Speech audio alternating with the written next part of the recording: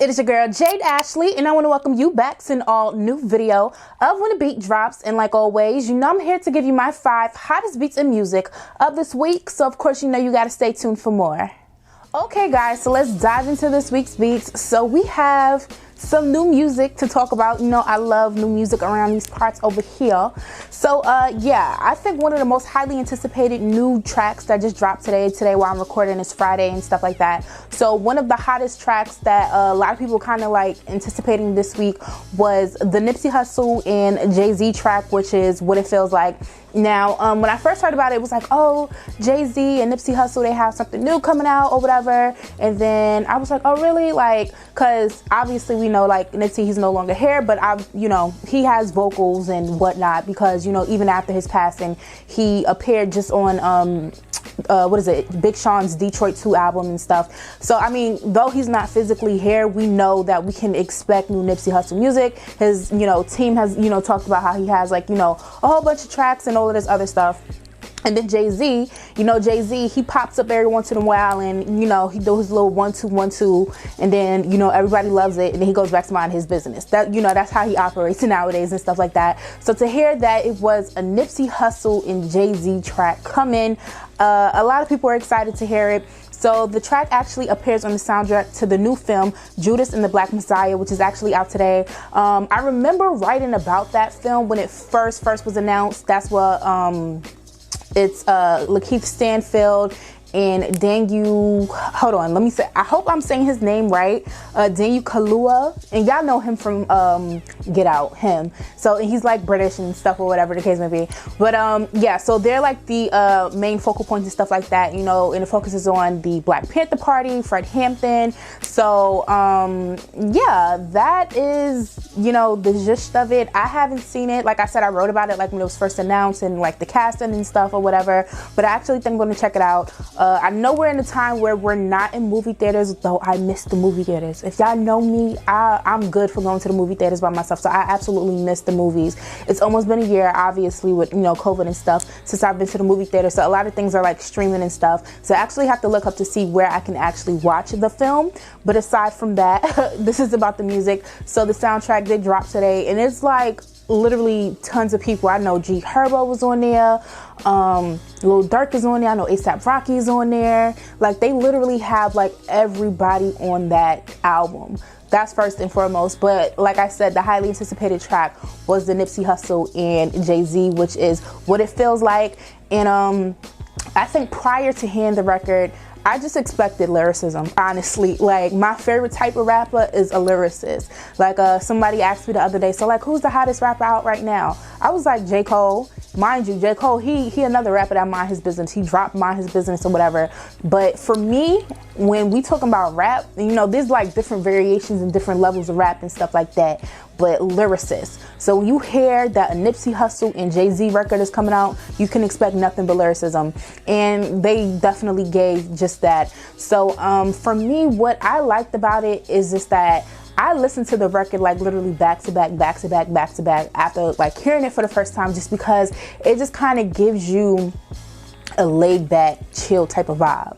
That's what I got listening from the record. And I think, you know, looking and seeing the person that Nipsey was and seeing the person that Jay-Z is, they're like just real chilled and laid back. They tell you like it is, and that's what it was. I think my favorite line would probably be from Jay-Z though. During one of his verses, he said something about the day that Fred Hampton got killed. He said, excuse me, assassinated. Because I think like, you know, it's Black History Month, but he was killed by like the police or something like that. So yeah, so like it's just a good matchup, like a good mesh up. And I wouldn't be surprised, like I know it's a soundtrack, you know, record and stuff like that, but I need the radio to run it up. And I would like to see that record be nominated for some, you know, some awards. Obviously not now, because I know we're about to enter like award season. The Grammys got pushed back, which, you know, NAACP Image Awards coming. So like there's a lot of award shows coming. So obviously it'll be eligible for coming in 2022 and stuff like that. But if you checked out Nipsey Hussle and Jay-Z's latest record, What It Feels Like, off of the Judas and the Messiah soundtrack. Comment below and let me know your thoughts. Other than that, we're gonna move on to my second beat of this week, and this literally happened last night the minute I got off. Like literally the minute I finished working, this happened. And what I'm talking about is Bleu and Tory Lanez. So pretty much with them, they had a little spot, I don't know what to call it, a little debacle, a little, you know, hiccup in the road, a little bump in the road or whatever. So pretty much Tory Lanez was out here promoting, first things first, Tory Lanez and Jacquees. Those are like the two artists that I know that will remix the hell out of somebody else's song. So I call them like the remix kings and stuff like that, because like literally they'll just take your song and remix it. Tory, he literally does mixtapes, which is the chicks tapes, where he like remixes everyone's songs and stuff like that. So all day yesterday, Tory, he was promoting his remix to Bleu Vandross's "And You're Mine Still." It gets better. That record. That song. Yeah. So he was promoting his version of it, and it was like literally out of nowhere. Bleu Vandross, he just like went off about the situation. And I feel like kind of like rightfully so. So I'm just going to read some of the things that he actually said to Tory, and I'll enter some clips and stuff like that. So pretty much it all started when he tweeted and he said, "How you gonna remix a nigga song but act like I don't exist and don't show no love when you do it? Make it make sense." So then he took his tweet, put it on Instagram, and he said, "Remixes is cool, but show love. Y'all niggas is weird." He tagged Tory and said, "I reached out to you on some less work shit. You never responded. That's cool, but you want to remix my song and don't even acknowledge a young nigga trying to come up. You rap niggas be on some hoe shit. Ain't no biting my tongue. If you like my song enough to remix it, at least at a young nigga coming up. Show love. Niggas be acting scary. I'ma come direct and ain't finna subtweet shit." First of all, I appreciate him coming direct. Okay, and not subtweeting shit. We love a direct person. We love someone who just, you know, I'm going to tag you and I'm going to tell you exactly who I'm talking about. We love that. You know, we don't got time to be playing the mind games and trying to figure out who, what, when, where, why, and trying to connect the dots. So I appreciated that. But yeah, aside from that, Tory, he wasn't rah-rah about the situation. And I think Tory, he's kind of, you know, it's a lot going on still with the whole Megan situation. So he's been playing it real safe, I will say. He's been playing it real safe. So Tory, he just pretty much responded and he was like, "The crazy thing is I love your music and your song. That's why I remixed it. You're an incredible artist and I've been listening to you since underappreciated. But if you feel some sort of way, you can just talk like men over the phone and not social media. Love, bro." And Bleu Vandross, his stance on the situation was, "I reached out, never responded, but you want to remix my track. You talk about you love my music and all of this other stuff. But, you know, until you mention me properly and show the proper respect, I'm going to have your shit taken down," which he temporarily did. If you look, when you go on the YouTubes, he did have the track temporarily taken down and stuff like that. But this whole situation, it really didn't last too long. After Tory told him, you know, hit him up, call him and stuff like, so they could talk about it like real men. You know, Bleu Vandross, he actually shared a screenshot of his DMs where he had reached out to Tory at 2 different times, and Tory never like responded or whatever the case may be. So he was pretty much like, "How you telling me to call you if I don't got a number? If you trying to get at me, you know, the contact, it gotta come through you pretty much." And he was like, the weird thing was, he was like that we was literally just at Rolling Loud, and you didn't say nothing to me, like nothing. But as soon as I get back in my truck, I see that you remix my song, which I thought was kind of like pretty rare because, you know, Rolling Loud is going on right now. Obviously not how we know it to be, but, you know, they do have like Rolling Loud where it's just like literally the artist and then they're like streaming it or whatever. But, you know, I thought that was kind of like, oh, wow. Like, you know, so he called him out on the fact that, you know, we were literally just at Rolling Loud. I saw you said nothing to me, but as soon as I get in my car, I see that you remixed my record. But needless to say, they actually kind of like made up, and this is what happened. My nigga said, "If I ever touch his remix, I might never." Real shit. Nah, I officially am gonna tag him on anything I ever do, ever in life. In life, my nigga. That's all I ask, bro. Nah, we here. We just made a hit. We gonna keep making hits. You're not gonna stop niggas from being positive, because we don't need no more niggas beefing over stupid shit. So we here. It's lit. So all in all, I'm glad to see that, you know, it wasn't something I was kind of like dragged out and, you know, happened over amounts of days and stuff like that. I will say that I kind of feel like Tory probably should have did the right thing as far as like, you know, reaching out and, you know, acknowledging and stuff like that. I know he was more so talking about like a tag and whatnot and everything, and, you know, granted everyone knows whose song it is and stuff, but I just kind of felt that it was kind of weird that he said that he saw him at Rolling Loud and he didn't even say nothing. Meanwhile, he remixed his whole shit or whatever. But needless to say, I love the growth. I love the maturity. I love, you know, the real manhood-ish that they were on and stuff like that. And yeah.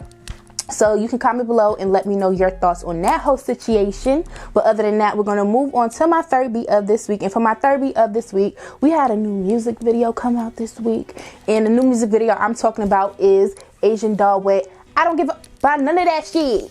About none of that shit. I don't give a about none of that shit. So Asian Doll, she finally dropped her None of That Shit music video this week. I know a lot of her fans were pretty much just kind of like badgering her about it because, you know, I've been hearing the song for a minute now. I ain't gonna lie. I was just kind of like, all right. So, you know, I've been hearing it for a while, but she finally, you know, released the visuals and stuff like that. None of That Shit came out, I believe it was kind of like I want to say ending of November, early December-ish. Just because I know she's been going through a lot lately. Obviously with the passing of King Von, you know, everybody like to talk about, oh my gosh, they wasn't together when he died and all of this other stuff. Meanwhile, she was like, they was only broken up for 6 days. And regardless of for how long they was broken up, everyone's seen their relationship like on full display. They seen like what it was when it came to them. So for certain people to feel like she shouldn't have felt some type of way or carry out, you know, this is a whole nother topic, but you know, I just kind of feel like the way she's grieving and the way she's been carrying out and holding it down for his name, I approve of it. I never been in her situation, but I mean, had I been, and God forbid something happened to my nigga, I'll probably be carrying on and doing the same exact thing. But that's a whole nother story. But needless to say, even through all of the hurt and pain and everything that she's kind of like just dealing with, I will say that it definitely has been a spotlight on her. A lot of people was like, oh my gosh, if Vaughn didn't die, y'all wouldn't even be caring about her music and all of this other stuff. Cut it out. Anyway, needless to say, she has been dropping music. She has been, you know, building up her momentum and stuff like that. And the spotlight is on her at this moment in time. So she had a record. She's been running it out. And, you know, I've been hearing it literally all over the place and stuff like that.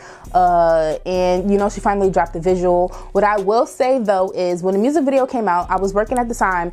And, you know, y'all know what I do. Y'all know where I work or whatever. And there's like rules and restrictions that we obviously have to pay attention to. Y'all hate it, but it is what it is what we got to do. So one of the things that we don't post on the page is guns. When I tell you there is guns literally from the start to the fucking finish of that video, I'm just like, bro, I just literally need a few seconds of this girl's music video to put up, and I can't do it because it's literally guns all over the place. And thankfully towards the end of the music video, I was able to get a good 15-second clip where it was a gun in there, but I covered it up so I can just be like, yo, y'all, Asian Doll, she just dropped her new music video, y'all feeling it or whatever the case may be. But yeah, I like the energy. It's definitely something that gets you amped up. If I was in a gym, which I really do need to go back to the gym, but if I was in the gym, that would definitely be a song that would be on my workout playlist and stuff like that.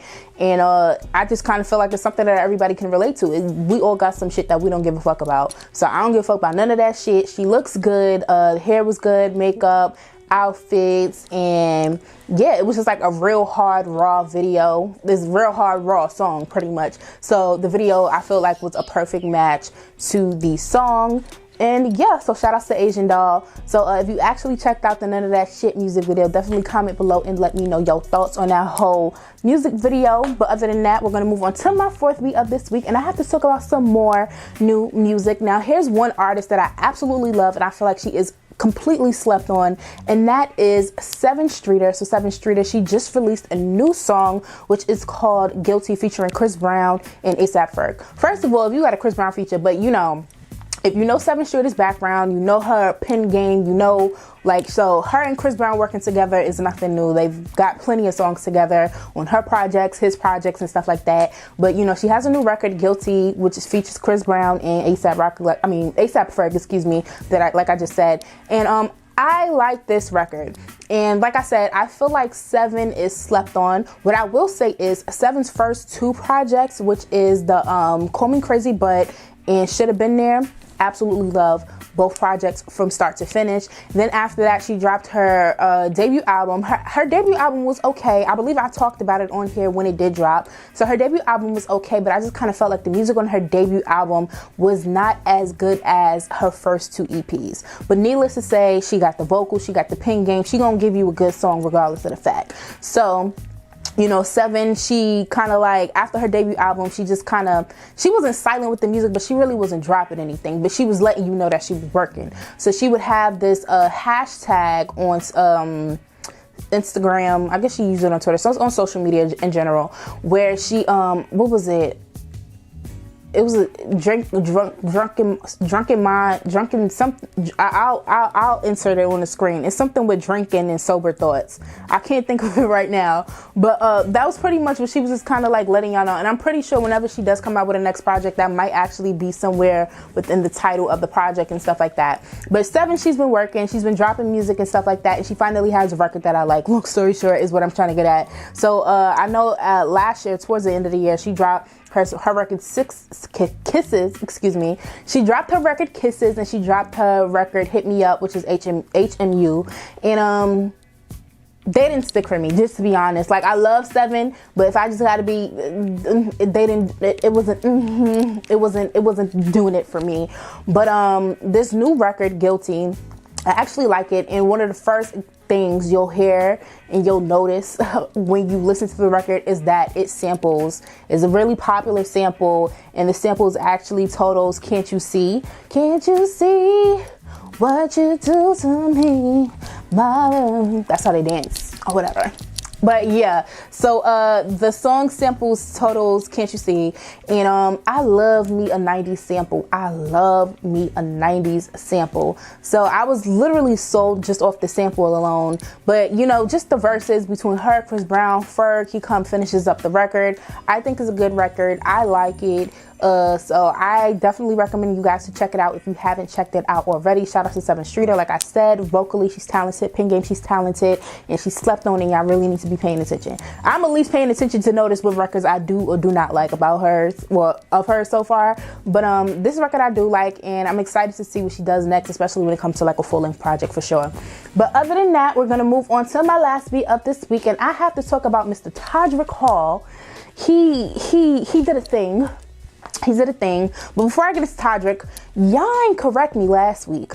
Last week I talked about the Black Cinderella being on Disney Plus, and that news had came out the day that I actually filmed it and stuff like that. But I'm like, oh yeah, I'm gonna go watch Cinderella on my brother's Disney Plus. I get on his Disney Plus and it wasn't even there. So I had to look it up, and I was a weekend early, pretty much. Long story short, the news came out, and then, you know, they've been promoting it like literally this past week and stuff like that. So now it is officially on Disney Plus and stuff like that. So we got to try again this weekend, excuse me. But aside for that, in celebration of, you know, Cinderella being on Disney Plus, Todrick Hall got Brandy to actually dress up as Cinderella. It's like a good 24 years since the movie actually came out, and they did a melody of the songs from the film.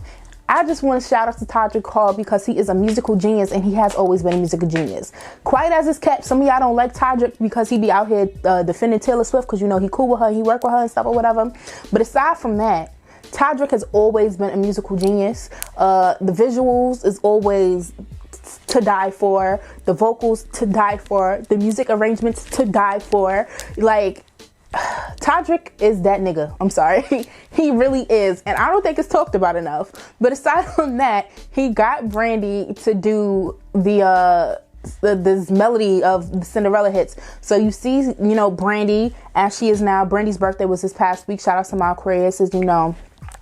You know, I love Brandy. So yeah, so she she turned like 40 something this week or whatever. But here she is dressing up in like her pretty much, it's not the same exact costumes, but it's like the costumes from Cinderella. So, you know, with the dress and like the head wrap and stuff or whatever, she had that on. Then she dresses up in a blue dress and stuff. Like, just that video was like literally freaking amazing. And I have to read exactly what Brandy has said about it, because I actually woke up this morning, picked up my phone, went on Instagram, and that was like literally one of the first things that I had seen on my timeline. So Brandy was like, oh, go on over to his Twitter and, you know, check out the link in his bio and stuff. So pretty much what she said was, when Todrick calls you and says, do you want to break the internet and touch people with a full musical YouTube video in only 72 hours, you don't ask questions. You grab your ball gown, glass slippers, and make it work. Get in your carriage and go over to his YouTube page to hear a melody from, and then she, you know, hashtags the film with a 2021 flair. Link is in his bio. So like I said, they killed it. I absolutely love it, and it just made me hyped to want to watch it. Now that I know it's on Disney Plus, because I was on some other shit last week, but it's on Disney Plus now. But other than that, those are my 5 hot beats of this week.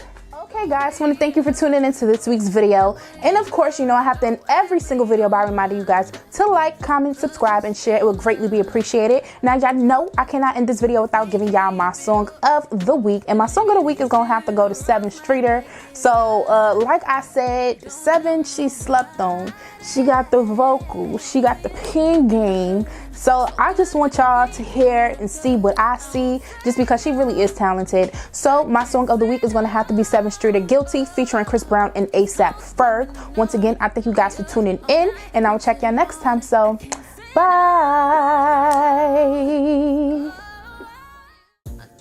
Hey guys, thanks so much for tuning in. Don't forget to share and subscribe, and I'll see you all next time.